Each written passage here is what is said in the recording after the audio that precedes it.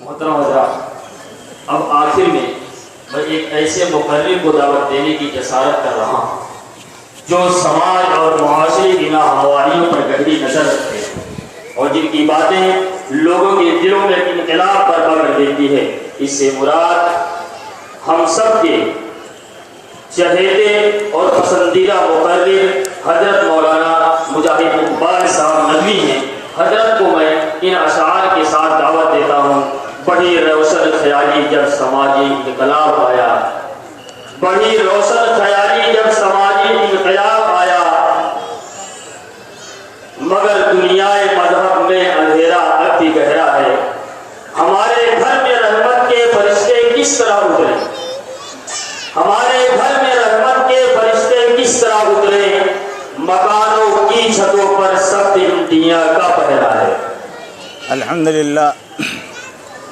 للہ حمدا کما ينبغي لجلال وجهه وعظیم سلطانی، وصلی اللہ تعالی علی النبی الامی الہاشمی وعلی آلہ وصحبہ ومن تبعهم بإحسان إلى يوم الدين، اما بعد۔ قال اللہ تعالی فی کلامہ المجید، اعوذ باللہ من الشیطان الرجیم، بسم اللہ الرحمن الرحیم۔ لقد كان لكم في رسول الله أسوة حسنة، وقال تعالى في آية أخرى قل إن كنتم تحبون الله فاتبعوني يحببكم الله۔ میرے دینی بھائیوں، بزرگوں، دوستوں اور پس پردہ بیٹھی ہوئی دینی ماں اور بہنوں، یہ جلسہ ہے سیرت النبی کا، اور نبی بھی وہ نرالا نبی، وہ عظیم الشان آخر الزمان نبی، وہ امام الانبیاء خاتم النبیین، وہ دانائے سبل ختم الرسل مولا کل نبی، جو ترتیب میں بعثت کے اعتبار سے سب سے اخیر میں آیا، اس کے بعد کوئی نہیں آئے گا۔ اس کو ساری کائنات کے لیے نمونہ بنایا گیا، اس کی زندگی کو ایسا بنایا گیا کہ اس کے اختیار کرنے والوں کے لیے جنت یقینی، اللہ کی رضا یقینی، کامیابی یقینی، غلبہ یقینی، عزت یقینی، سربلندی یقینی، اور ان کے قدموں میں ساری دنیا یقینی۔ وہ ایسے امام الہدا اور ایسے امام بن کر آئے جن کے آنے سے دنیا کے اندھیرے چھٹ گئے اور ظلمتیں کافور ہو گئی۔ وہ جب آئے تو دنیا تاریکیوں میں ڈوب رہی تھی، وہ جب آئے تو دنیا تیرہ و تاریک تھی، جب وہ آئے تو ظلم و ستم اپنی حد سے گزرے ہوئے تھے، وہ جب آئے تو یتیموں کے ساتھ ناروا سلوک ہو رہے تھے، وہ آئے تو عورتوں کی حالت بہت خراب تھی، وہ آئے تو عورتوں کے ساتھ بڑا انیائے ہو رہا تھا، وہ آئے تو عورتیں اپنے شوہر کی چتا پر ستی ہو جایا کرتی تھی، وہ آئے تو دنیا بت کدہ بنی ہوئی تھی، خالق و مالک سے برگشتہ تھی اور خالق و مالک کی پہچان اٹھ گئی تھی۔ وہ آئے تو اس وقت بڑی بڑی حکومتیں انارکی، رشوت، کرپشن کا شکار ہو چکی تھی، وہ آئے تو دنیا کا پورا سسٹم اور پورا نظام زندگی پیرالائزڈ ہو چکا تھا اور پورا نظام زندگی مفلوج ہو گیا تھا۔ انسانوں کو کوئی راہ دکھانے والا اور رہنمائی کرنے والا کوئی نظر نہیں آتا تھا۔ اسی لیے تو حضرت سلمان فارس کے علاقے جیسے اٹھ کر مدینہ منورہ میں پہنچے تھے کہ کوئی تو اللہ کو پہچاننے والا نظر آ جائے، کوئی تو اللہ کی معرفت بتانے والا آ جائے۔ صہیب روم سے آئے تھے، بلال حبشہ سے آئے تھے، کوئی تہامہ سے آیا تھا، کوئی نجد سے آئے تھے۔ لوگ اللہ کی تلاش میں سرگرداں اور حیران تھے، کوئی اللہ کو پہچاننے والا روئے زمین پر نہیں ملتا تھا کہ غار ہیرا کی تنہائیوں سے وہ آئے جن کے آنے سے پوری دنیا میں بہار آئی۔ بلغ العلا بکمالہ، کشف الدجا بجمالہ، حسنت جمیع خصالہ، صلو علیہ وآلہ۔ ان کے آنے سے دنیا کے اندھیرے چھٹ گئے اور پست مادہ طبقات، کچلی ہوئی اور دبی ہوئی انسانیت کو انسانی وقار ملا، عورتوں کو حیا ملی، عورتوں کو نسوانیت ملی، عورتوں کو درجہ ملا۔ ابھی جیسے مولانا حضرت مولانا محمد عمرین صاحب فرما رہے تھے، ماں کو مرتبہ عطا کیا، عورت پست تھی، ذلیل تھی، بے قیمت تھی، بے وقت تھی۔ میں آج کے زمانے کی بات نہیں کر رہا کہ یورپ نے اور یورپ کے دانشوروں نے اور موجودہ زمانے کی یونیورسٹیوں اور کالجوں نے اور جدید تعلیم نے اور فیس بک نے اور ٹویٹر نے اور واٹس ایپ نے میری بھائیوں، بزرگوں، عورتوں کی جو واٹ لگائی ہے، میں اس واٹ کی بات نہیں کر رہا ہوں۔ میں اس زمانے کی بات کر رہا ہوں جب عورت بے قیمت تھی، بے حیثیت تھی اور دختر کشی ہوتی تھی، عورتیں زندہ درگور کر دی جاتی تھی۔ آج بھی ہوتا ہے، لیکن آج کی مہذب دنیا اس کو ہنر کہتی ہے، اس کو میڈیکل سائنس اور اس کا نام، اس کے مختلف نام دیتی ہے۔ ابارشن کو خوبصورت نام دیے جاتے ہیں۔ آج بھی بیٹی کی تخلیق و پیدائش عار کی بات ہے، آج بھی بیٹیوں کو مار دیا جا رہا ہے، اور ایسی تحریک وجود میں آئی ہے، بیٹی بچاؤ گھر بناؤ، بیٹی بچاؤ گھر بساؤ کے عنوان پر تحریکیں وہ لوگ چلا رہے ہیں جن کا خدا سے کوئی تعلق نہیں ہے۔ ایسے لوگ وجود میں آ رہے ہیں کہ بیٹی بچانا چاہیے، لیکن میں آج کی اس مہذب دنیا سے کہ ترقی یافتہ دور سے بہت پیچھے کی بات کر رہا ہوں، جس کو دنیا کے سارے مورخین تاریخ کا تاریخ ترین دور کہتے ہیں، اور اس زمانے میں ان عربوں کو پر حکمرانی کرنا لوگ اپنی انسلٹ اور توہین سمجھا کرتے تھے، وہاں پر حضرت محمد صلی اللہ علیہ وسلم نے آ کر لڑکیوں کو عزت دی، عورت کو وقار بخشا، ماں کے قدموں کے نیچے جنت،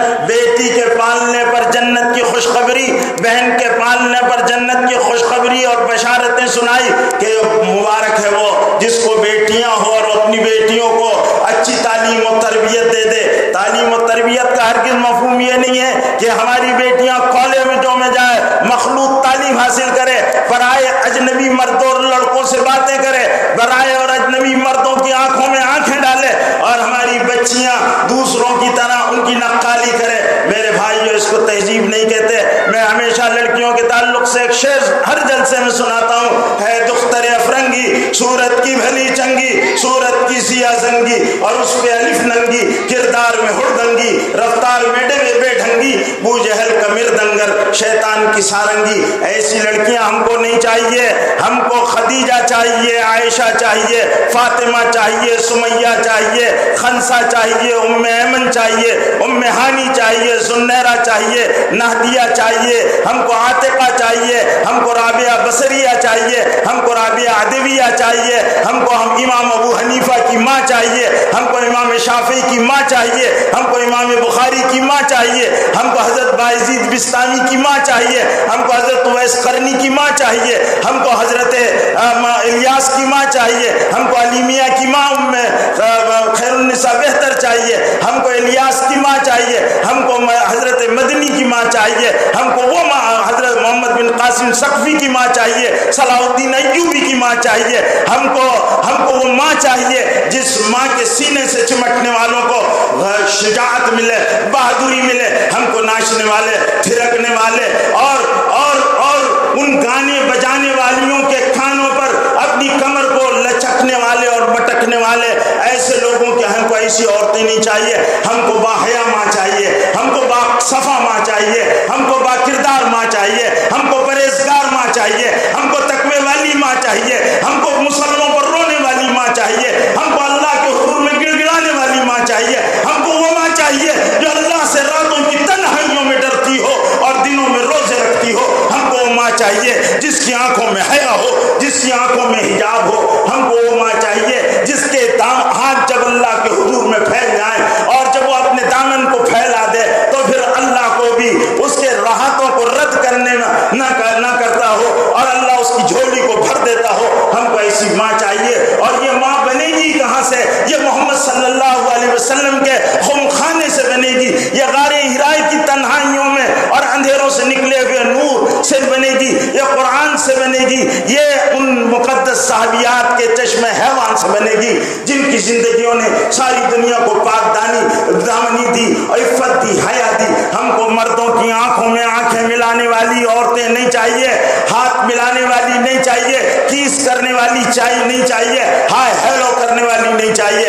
ہم کو ایسی پاک بات، ہم کو تو فاطمہ چاہیے، ہم کو تو عائشہ چاہیے، ہم کو تو مسلوں پر رونے والیاں چاہیے۔ ہمارے یہ بچے جو ہیں ان کو کوئی قصور نہیں ہے، ان کی مائیں اچھی ہو جائیں، ان کے بچے اچھے ہو جائیں گے، یہ خالد بن جائیں گے، یہ سلمان بن جائیں گے، یہ صلاح الدین بن جائیں گے، یہ محمد بن قاسم سقفی بن جائیں گے، یہ اپنے وقت کے بڑے لوگ بن جائیں گے، یہ عبد القادر جیلانی بن جائیں گے، یہ جنید باعزید بستامی بن جائیں گے، یہ حضرت اور بڑے بڑے بزرگوں کے نقش قدم پر چلنے والے ان کے پرستار بن جائیں گے، ان کے نقوش قدم کو زندہ کرنے والے بن جائیں گے۔ لیکن لیکن میرے بھائیوں ایسی مائیں، ایسی بیٹیاں، ایسا سماج، ایسے انسان، ایسے پاک باز جوان جن کی نگاہوں میں حیا ہو، تقویٰ ہو، جو سڑکوں پر پاک بازی کا مظاہرہ کرتے ہو، وہ ہم کو کہاں سے ملیں گے؟ وہ صرف ایک ہی یونیورسٹی باقی ہے دنیا میں، باقی یونیورسٹیوں کا دیوالیہ ہو چکا ہے، وہاں پر جو سامان بیچا جا رہا ہے وہ الحاد ہے، بے دینی ہے، تشکیک ہے۔ مولانا منت اللہ صاحب رحمانی رحمت اللہ علیہ نے مجھ سے دلی میں کہا تھا، کہنے لگے ہمارے آج کا فتنہ الحاد ہے، ہماری یونیورسٹیوں سے الحاد سپلائی ہو رہا ہے، خدا بیزاری سپلائی ہو رہی ہے، بے دینی سپلائی ہو رہی ہے۔ ہم کو خدا پرست بنانے کے لیے اور اللہ والا بنانے کے لیے حضرت محمد صلی اللہ علیہ وسلم کی سیرت کا سلائن لگانا پڑیں گے، اور اس کے ذریعے سے ہم کو ہمارے معاشرے کا علاج کرنا پڑے گا۔ میرے بھائیوں، سیرت کہتے ہیں رات میں اندھیروں میں چلنا، اجالوں میں سب چلتے ہیں، اندھیروں میں چلنے کے لیے روشنی اور رہنمائی کی ضرورت ہوتی ہے۔ آج دنیا اپنی تمام روشنی کے باوجود اور اپنی تمام توانائیوں اور تمام ٹیکنالوجی کے باوجود میرے بھائیوں مقصد حیات کے اعتبار سے اندھیرے میں بھٹکی ہوئی ہے، انسانیت گر چکی ہے، انسانیت اپنے مقصد سے ہٹ چکی ہے۔ اس ترقی کو ترقی نہیں کہتے۔ اقبال نے کہا تھا، جس نے سورج کی شعاؤں کو گرفتار کیا، زندگی کی شب تاریک سحر کر نہ سکا، ڈھونڈنے والا ستاروں کی گزرگاہوں کا، اپنے افکار کی دنیا میں سفر کر نہ سکا، اپنی حکمت کے خمو پیج میں الجھا ایسا، آج تک فیصلے نفع و ضرر کر نہ سکا۔ ایسے لوگوں کے پیچھے ہم لوگ دوڑے جا رہے ہیں، ہم کو معلوم ہی نہیں ہے کہ جن کی روز فکر بدل جاتی ہو۔ میں ایک مثال دیتا ہوں، ہمارے نوجوان یہاں بیٹھے ہوئے ہیں، ان کو سمجھ میں آ جائے گا کہ آج کل چڈی کلچر چلا ہوا ہے، کہ بھائی اس سے پہلے کیا کون سا کلچر تھا، آج کل چڈی کلچر ہے۔ اب یہ چڈی کلچر کب بدل جائے گا اور کب چڈی بھی اتر جائے گی کسی کو خبر نہیں ہے۔ میرے بھائیوں، آج چڈی کلچر، جس کو دیکھو چڈی، یہ چڈی کلچر شروع ہوا ہے ابھی، تو یہ بدلتے رہتا ہے چڈی کلچر، تو کبھی بیل باٹم کلچر، تو کبھی ہیپی کلچر، تو کبھی کوئی کلچر، لیکن رسول پاک صلی اللہ علیہ وسلم کا کلچر بدلتا نہیں، ان کی لائی ہوئی شریعت بدلتی نہیں، ان کی لائی ہوئی ہدایت بدلتی نہیں، ان کے مبارک روحانی طریقوں میں انسانیت کے لیے زندگی اور حیات ہے، ان کے زندگیوں میں، ان کے طریقوں میں حیات ہے، ان کے طریقوں میں زندگی ہے، اور اس کو اختیار کرنے والوں کے لیے کامیابی اور نجات ہے۔ اس لیے ہم کو اور آپ کو رسول پاک صلی اللہ علیہ وسلم کی سیرت سے واقف ہونا انتہائی ضروری ہے۔ ہم حضور اکرم صلی اللہ علیہ وسلم کے حیات طیبہ سے کس قدر واقف ہیں؟ اس میں جو باپ بیٹھے ہوئے ہیں، بہت سارے لوگ وہ ہیں جن کے منہ پر موت کا پیغام لگا ہوا ہے، یعنی میری داڑھی کی طرح ان کی بھی داڑھیوں میں سفیدی آ گئی ہے۔ موت کا پیغام، سفیدی آنا موت کا پیغام ہے، موت کا انتظار، اور موت آنے والی ہے۔ اگلا اسٹیشن کلیان کے بعد جب ٹرین چھوٹتی ہے تو اگلا اسٹیشن جو آنے والا ہے وہ الاس نگر ہے یا پھر کلوا ہے، تو اب آنے والا اسٹیشن قبر ہے۔ اپنے بعد کن کو چھوڑ کر جا رہے ہو، کیسی کھیتی بو کر جا رہے ہو، کل قیامت کے دن اس فصل کو کاٹو گے۔ یہ ملحد اولاد، یہ اللہ سے بیزار اولاد، یہ نبی کے طریقوں سے برگشتہ اولاد، یہ رسول کریم صلی اللہ علیہ وسلم کے دشمنوں کے طریقوں کو اختیار کرنے والی اولادیں، ان کو لے کر جائیں گے۔ اے اللہ کے رسول، یہ ہماری اولاد ہے۔ دنیا کا کوئی بڑا آتا ہے، کوئی بزرگ آتا ہے، کوئی پیر آتا ہے تو کہتے ہیں حضرت یہ بیلا بڑا بیٹا ہے، یہ چھوٹا بیٹا ہے، یہ ننھا بیٹا ہے، یہ مجلا بیٹا ہے، یہ بیٹے کا بیٹا ہے، اور خوش ہوتا ہے، آدمی کو فخر ہوتا ہے، یہ بیٹے ہیں۔ کل قیامت کے دن رسول پاک صلی اللہ علیہ وسلم کے سامنے کھڑے ہوں گے، کیا بتائیں گے یہ مستنڈے بچے جن کا دیکھو تو یہ فرق کرنا مشکل ہے کہ نر ہے کہ مادہ ہے، صفا چٹ بچے، نہ سیرت ان کی زندگیوں میں، نہ صورت کی روشنی ان کی زندگیوں میں، نہ نمازیں ان کی زندگیوں میں، نہ ہدایت ان کی زندگیوں میں، نہ اللہ کا خوف ان کی زندگیوں میں۔ موبائل پر لگے ہوئے ہیں، واٹس ایپ پر لگے ہوئے ہیں، وہاں ابا انتظار کر رہا میرا بیٹا فون سے ذرا سا بات بند کر دے تو میں اس سے بات کروں۔ ارے اتنی محرومی، باپ انتظار کر رہا ہو کہ میرا بیٹی کو مجھے ایک توجہ دے دے، کس کام؟ باپ کی حیثیت کیا ہو گئی؟ ایکسپائری ڈیٹ ہو گئی باپ کی، کیوں وہ انتظار کر رہا ہے۔ باپ بالکل یار نکما اور بیکار چیز ہو گیا ہے کہ اس کی طرف توجہ کے لیے وہ اپنے اولاد کی توجہ کا انتظار کر. سعادت مند اولاد ایسی نہیں ہوتی. سعادت مند اولاد ایسی ہوتی. حضرت باعزید بستامی رحمۃ اللہ علیہ کی والدہ نے پانی مانگا, پانی لانے میں تاخیر ہوئی, ماں کی آنکھ لگ گئی, پوری رات پیالہ لے کر کھڑے رہے. امی جان کی اب آنکھ کھل جائے گی, تب آنکھ کھل جائے گی, پانی پیش کروں گی. ولایت ایسے نہیں ملتی اور بڑے مقام اس طرح نہیں ملتے اور اونچے رتبے اس طرح نہیں ملتے. وہ کرنے والے کر گئے, ان کی ان خدمات پر اللہ نے مقام دیا. تو میں یہ بتانا چاہ رہا تھا کہ حضور اکرم صلی اللہ علیہ وسلم نے پوری انسانیت کے نبی ہیں اور مسلمانوں کے لیے ان کی زندگی کا ایک ایک لمحہ اور ایک ایک عمل جو ہے وہ قابل اتباع ہے. ہمارے بالوں کا اسٹائل, ہیئر اسٹائل محمدی ہونا چاہیے. ہمارا لباس محمدی ہونا چاہیے. ہماری نظر محمدی ہونا چاہیے. ہمارا انداز تکلم محمدی ہونا چاہیے. ہماری سوچ محمدی ہونا چاہیے. ہمارا چلنے کا انداز محمدی ہونا چاہیے. لیکن افسوس ہے ہم کو کہیں محمد صلی اللہ علیہ وسلم ہماری زندگیوں میں نظر نہیں آتے. کیوں؟ اس لیے کہ ہم نے ان کی جگہ چمک دمک کو لے رکھا ہے. اچھے لباس, بڑکدار لباس اور دنیا کی رونقیں اور وہ ساری چیزیں, اس لیے ہماری زندگیوں میں اندھیرے ہیں اور ہم دن بدن جو ہے وہ زوال کی طرف مائل ہیں. عروج نہیں, مسلمانوں کے حالات پر جو دنیا بھر کے لوگ رو رہے ہیں اور مسلمانوں کی ناگفتہ بے حالت ہے, اس کا حال وجہ یہ ہے کہ ہم نے اپنے محبوب کو اپنی زندگیوں سے نکال دیا ہے. اسی لیے اقبال کہتا ہے کہ شب پیش خدا بگرستم زاد مسلمانہ چرا مقہور و خارن ندا آمد نبی دانی کے قوم دل تارن دو محبوب ندارن. ایک دن میں زار اللہ کے حضور میں رویا کہ مسلمان ذلت اور رسوائی کا شکار کیوں ہے. آواز آئی, تو نہیں جانتا ہے دل رکھتے ہیں محبوب نہیں رکھتے. محبوب تو انہوں نے شاہ رخ خان کو بنا رکھا ہے, اس لیے اس کا انداز ان کو پسند ہے. ارے مسلمانوں, تمہارے محبوب حضرت محمد صلی اللہ علیہ وسلم ہیں, ان کے انداز میں کھاؤ. گھروں میں ٹیبل کرسیاں لگی ہوئی ہے, ٹیبل پر کھا رہے ہیں.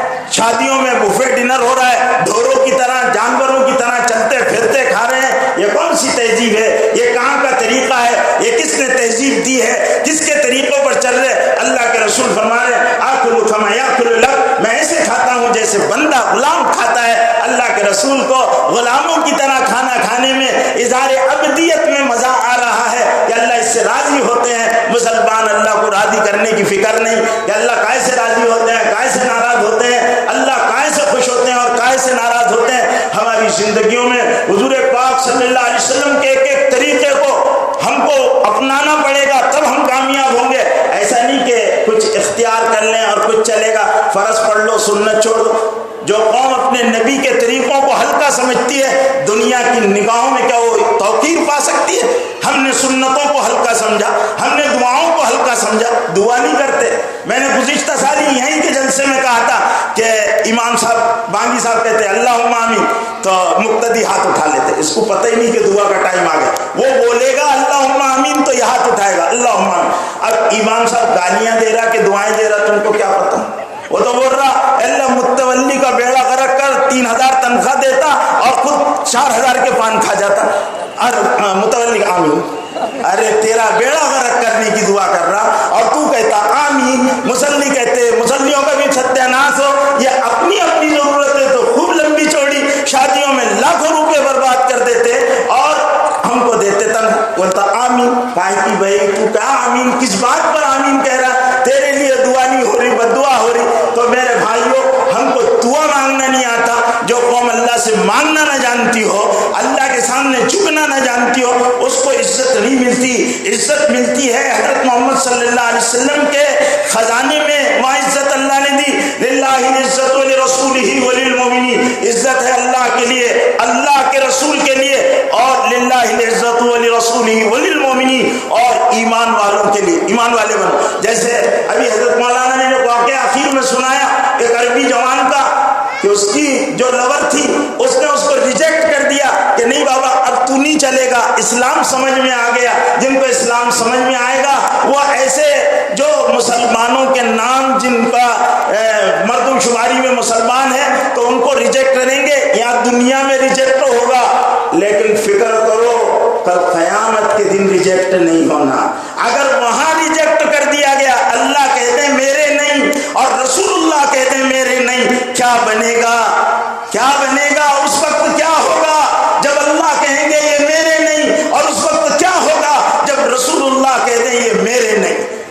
کوثر پر حدیث میں آیا ہے حوض کوثر پر امت آئے گی اور فرشتے کچھ لوگوں کو روکیں گے تو حضور صلی اللہ علیہ وسلم فرمائیں گے آنے دو، کلمہ میرا پڑھ کر آ رہے آنے دو۔ کہا کلمہ آپ کا پڑھتے تھے، آپ کی بات نہیں مانتے تھے۔ حضور پاک صلی اللہ علیہ وسلم فرمائیں گے سوکان منہ کالا کرو، پرے ہٹو، کیوں آ رہے ہو، تکلیف دے یار۔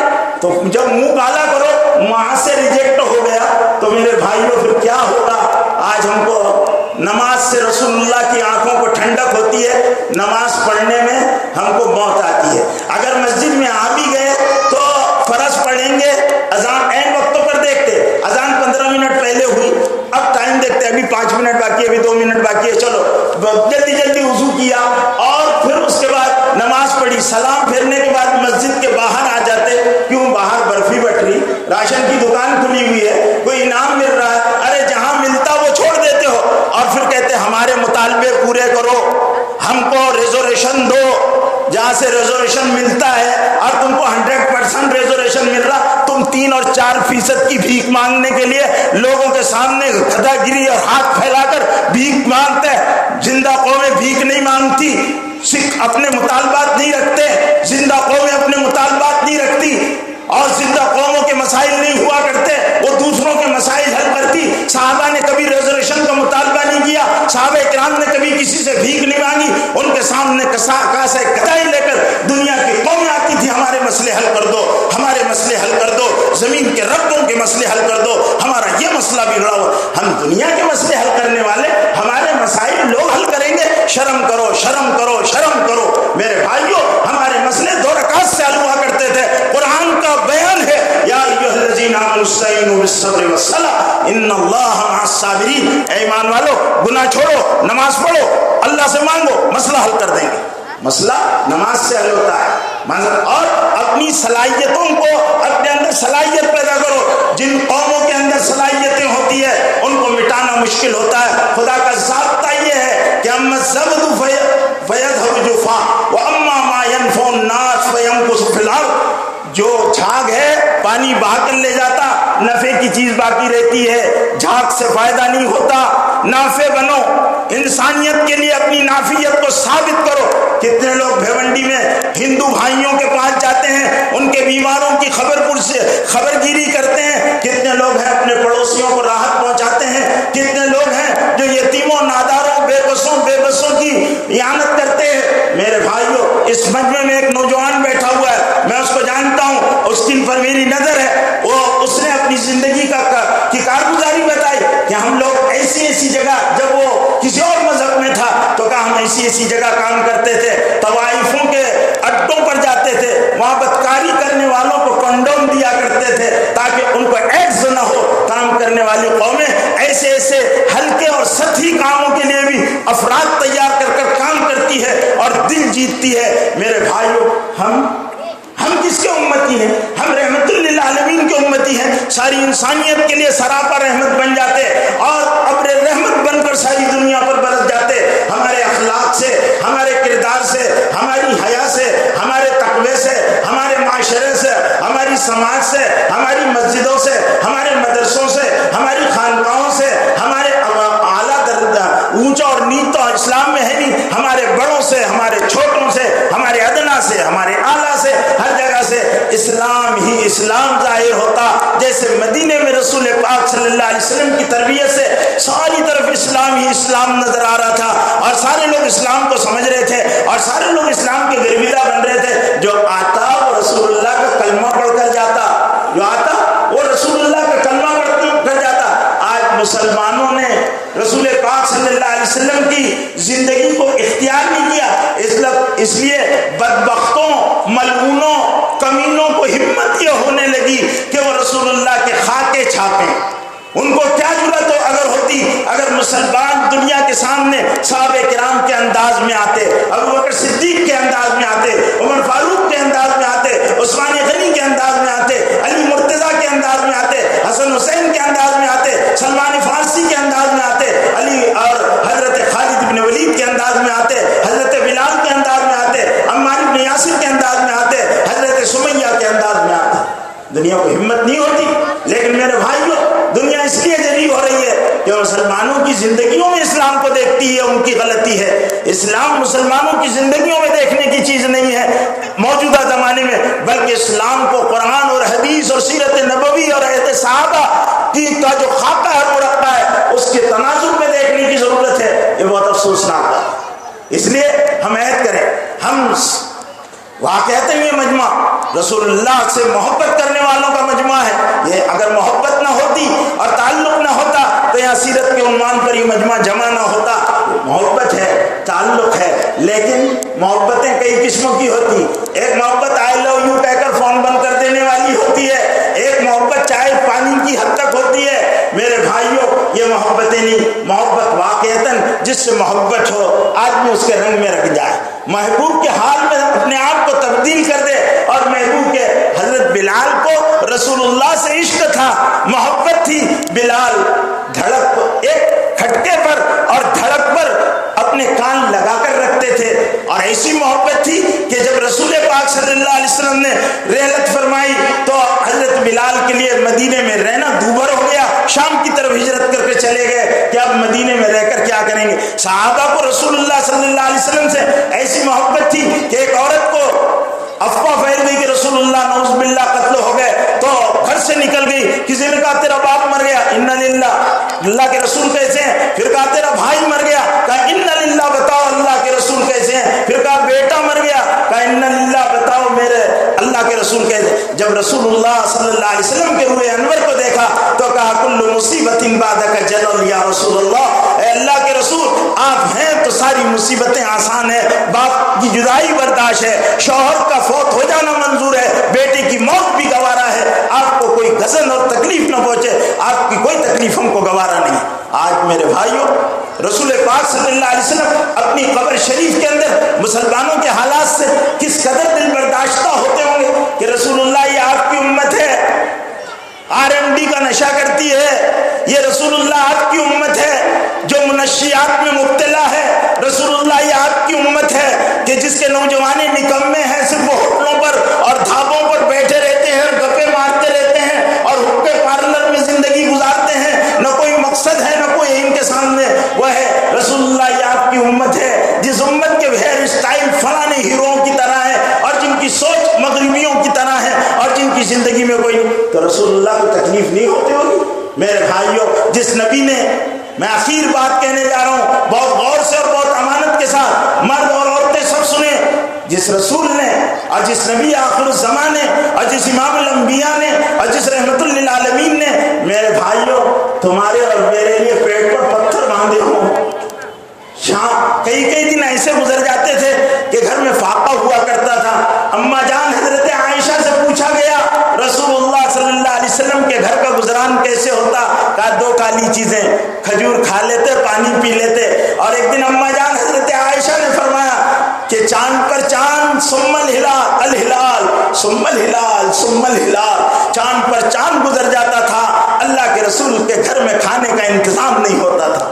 چاند پر چاند، جس نبی نے پیٹ پر پتھر باندھے ہوں، جو نبی نے بھوک اور پیاس برداشت کی ہو جبکہ اس کے لیے ساری خدائی مسخر کر دی گئی تھی اور چاہتے تو سونا بنا دیا جاتا لیکن دنیا کو ٹھکرا دیا تھا اور اس امت کے لیے بے آرام رہے، ان کی ہدایت کی دعائیں مانگتے رہے، ان تک پہنچانے کے لیے دندان مبارک شہید ہوئے اور طائف کے میدانوں میں پتھر کھائے نبی نے، اور ثقیف کے اور وہاں پر شیب ابی طالب میں 3 سال قید رہے. مکہ جیسا شہر چھوڑنا پڑا اور وہاں پر اپنی بیٹیوں کو چھوڑنا پڑا. وہ گھر جس کو تلواروں سے گھیر لیا گیا تھا اس گھر میں بیٹیاں تھیں اور حضرت علی تھے. اپنے لختوں کو اور لخت جگروں کو اور اپنے پیار کے اور لانٹ سے پالوؤں کو چھوڑ کر نبی کو ہجرت کرنا پڑی. مکے سے مدینہ گئے. احد کے بدر کے میدان میں جب اترے تو رسول پاک صلی اللہ علیہ وسلم کے سامنے 1000 کا جم غفیر تھا اور جو ہتھیاروں سے لیس تھا، اسلام کو مٹانے کے لیے آیا تھا. ادھر 313 تھے جن کے پاس نہ تلواریں تھیں، نہ گھوڑے تھے، نہ جنگی سامان تھے، فاقوں سے تھے. 17 رمضان تھا، روزے کی حالت میں تھے. نبی نے دیکھا کہ طاقت کا توازن نہیں ہے، جھوپڑے میں چلے گئے جس کو عربی میں عریش کہتے ہیں، عریش میں چلے گئے اور اللہ سے لو لگا لی اور کہا یعنی صحابہ لن توبت بعدها علی الارض، اے اللہ اگر یہ مٹھی بھر جماعت ہلاک ہو گئی پھر روئے زمین پر تیری عبادت نہیں ہوگی۔ بدر کی دعا تمہارا اور میرا تعارف تھا، اللہ کے نبی نے تم کو اور مجھ کو مانگا تھا کہ دنیا میں باطل بت پرستی، نفسانیت، طاغوت اور شہوت، ظلم، زیادتی، ناانصافیاں اور کچلے دبے انسانوں کے لیے اگر کوئی انسان کام کرے گا تو میرے امتی ہوں گے۔ کیا ہم کام کر رہے ہیں؟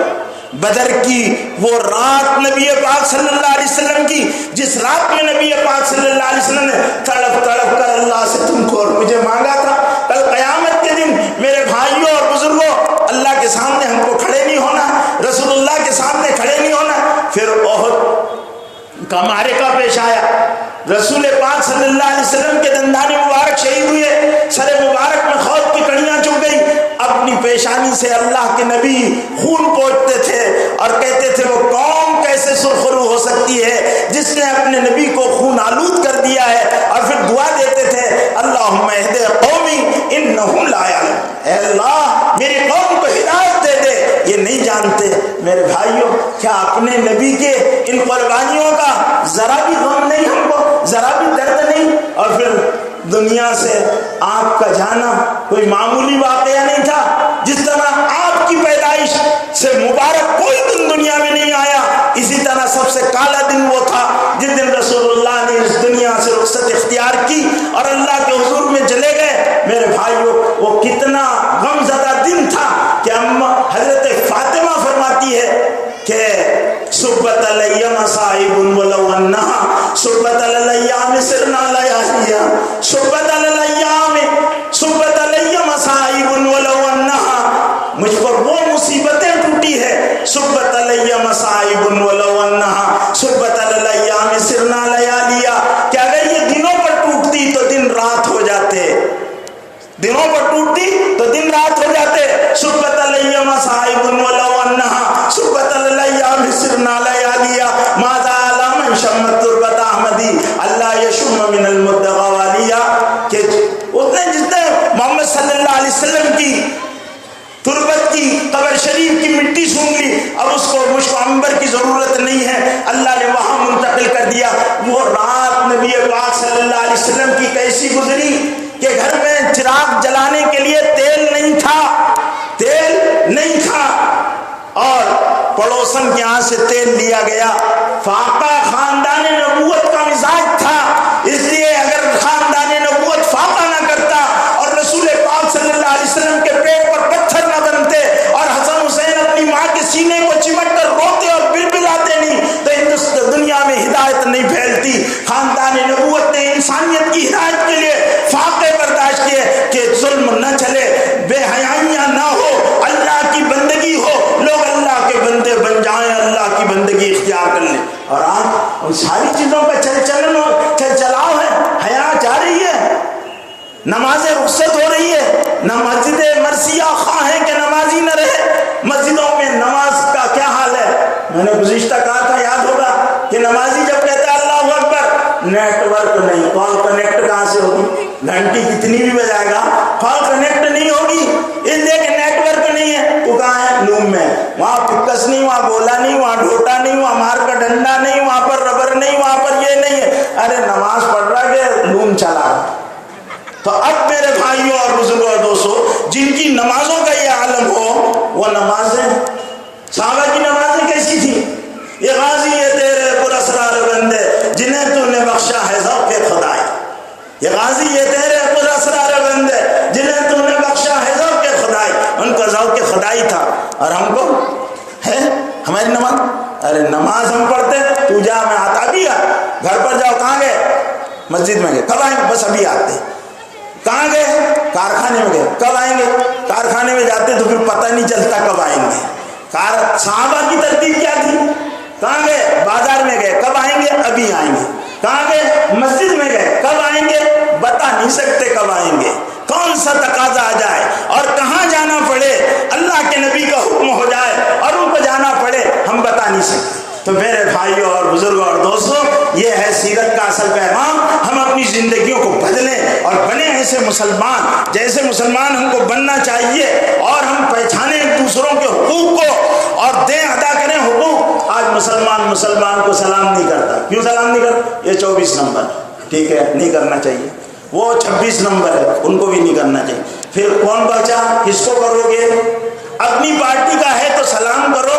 اللہ کے رسول فرماتے ہیں سلم من عرفت ولم تعرف، جس کو پہچانتے اس کو بھی سلام کرو. شناسائی ہے، جانتے ہی عبد الکریم ہے، چائے کبھی کبھی پیتا کبھی کبھی پلاتا، اس کو بھی سلام کرو. نہیں پیتا نہیں پلاتا لیکن معلوم ہے مسلمان ہے، سلام کرو. یہ ہے ایک مسلمان کا دوسرے مسلمان پر حق. مر گیا جنازے میں شریک ہو جاؤ، بیمار ہے عیادت کرو، اس کی مزاج پرسی کرو. بدحال ہے پریشانی میں ہے، اس کے حالات کا جائزہ لے کر اس کے حالات کو پورا حاجات کو پورا کرنے کی کوشش کرو.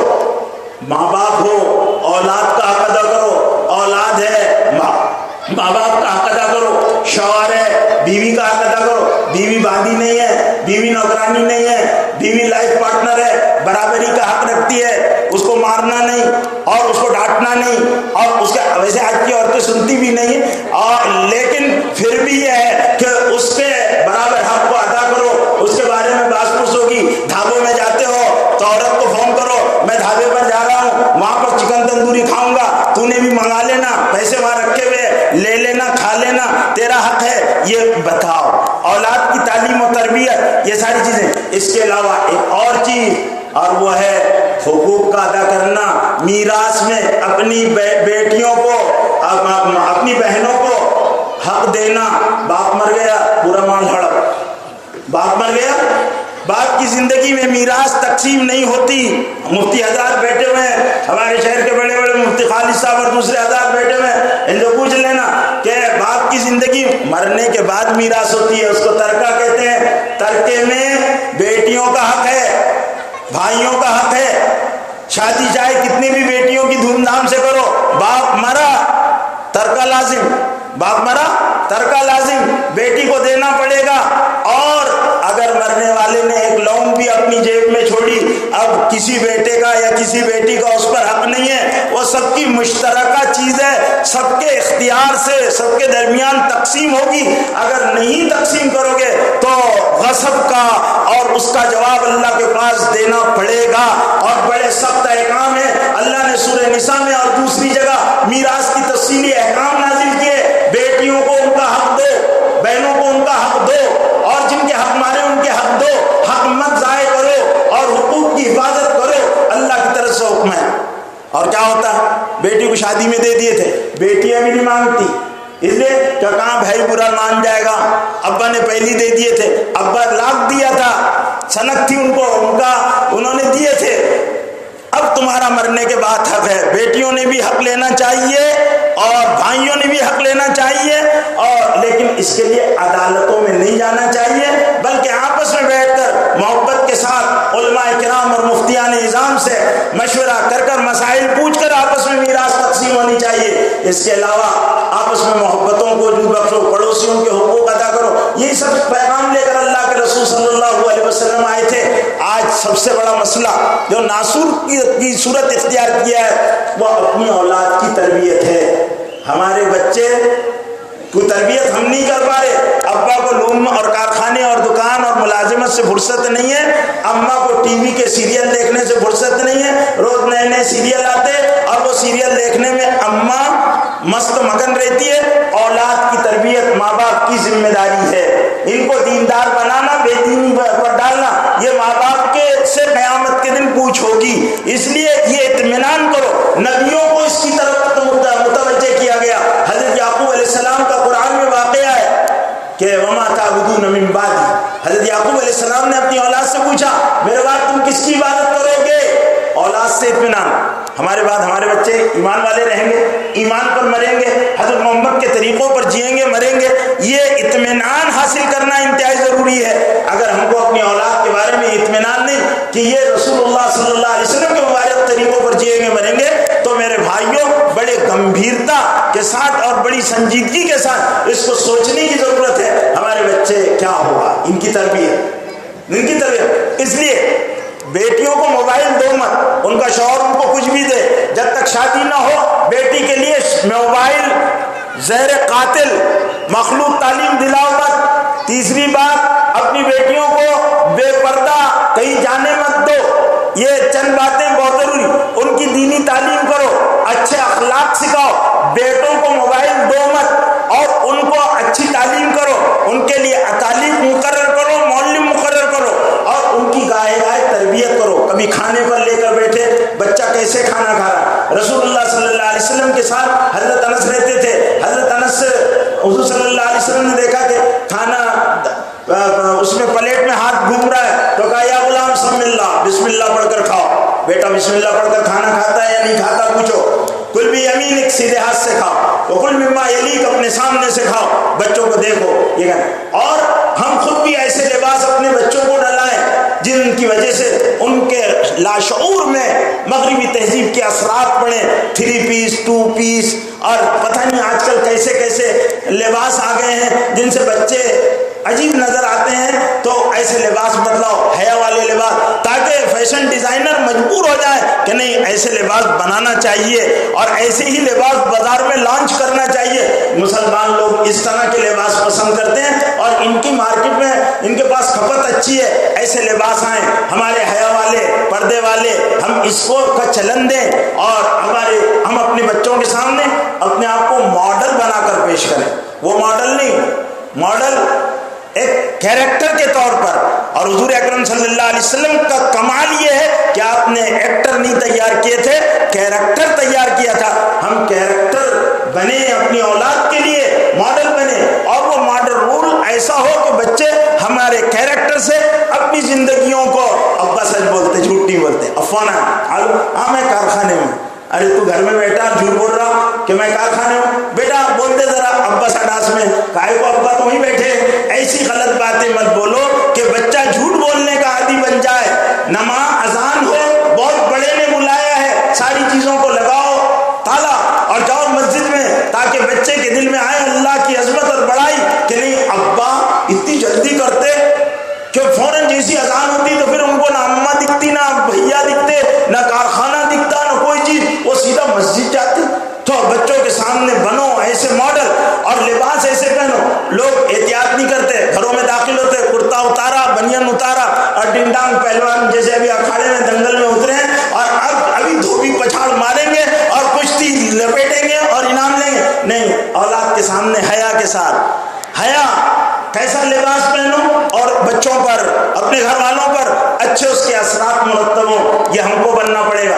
حضور اکرم صلی اللہ علیہ وسلم کی پاکیزہ باتیں بار بار اپنے بچوں کے سامنے بیان کرو، اس کو علماء سے سیکھو، علماء سے سیکھو، علماء کے پاس بیٹھو، علماء سے مسائل کا اور دین کا علم حاصل کرو، اور بزرگان دین کی صحبتوں میں جا کر اپنے قلب کی اصلاح کر ان امراض کو دور کرنے کی کوشش کرو جو امراض زندگیوں کے کو برباد کرتے ہیں۔ اللہ تعالیٰ مجھے اور آپ کو ان کئی سنی باتوں پر حسن عمل کی توفیق نصیب فرمائے۔ وآخر دعوانا الحمدللہ۔ محترم حضرات، یہ تھے شہر عزیز کے ہم سب کے سب سے زیادہ پسندیدہ